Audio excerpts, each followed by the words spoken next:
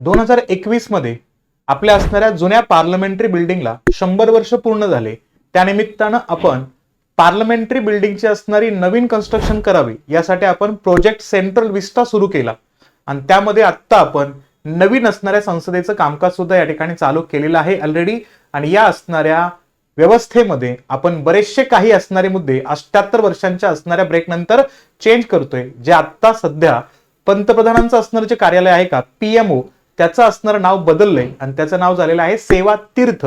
तसंच जर बघितलं आपण या ठिकाणी तर राजनिवासचं असणारही नाव या ठिकाणी आपल्याला लोकनिवास झालेलं आहे आणि राजभवनचं नाव सुद्धा आता आपल्याला लोकभवन मध्ये कन्वर्ट होताना दिसतंय.